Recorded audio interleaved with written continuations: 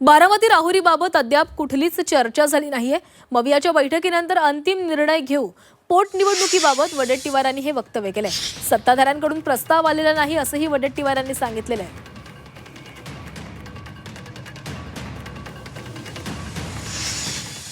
मला असं वाटतं की जर त्याची घोषणा झाली तर दोन्हीकडच्या निवडणुका या मला असं वाटतं की बिनविरोध व्हाव्यात आणि एकमताने सर्वांनी मिळून निर्णय करावा असा आम्ही प्रयत्न करू।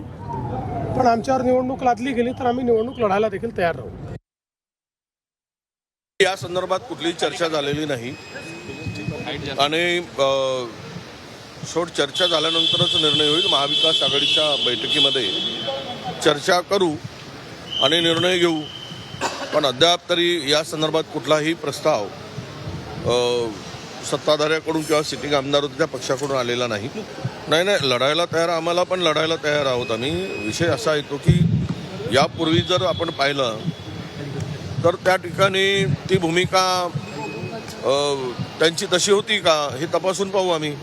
कारण अनेक ठिकाणी आम्ही बिनविरोध विचार केला पण त्यांनी उमेदवार उतरवले।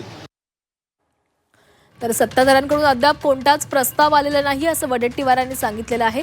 बारामती राहुरीबाबत अद्याप कुठलीच चर्चा झाली नाहीये। मवियाच्या बैठकीनंतर आपण अंतिम निर्णय घेऊ। पोटनिवडणुकीबाबत विजय वडेट्टीवार यांनी हे वक्तव्य केलेलं आहे।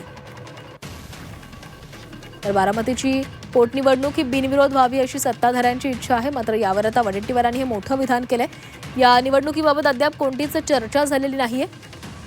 मवियाच्या बैठकीनंतर आपण अंतिम निर्णय घेऊ असं वडेट्टीवारांनी स्पष्ट केलेलं आहे।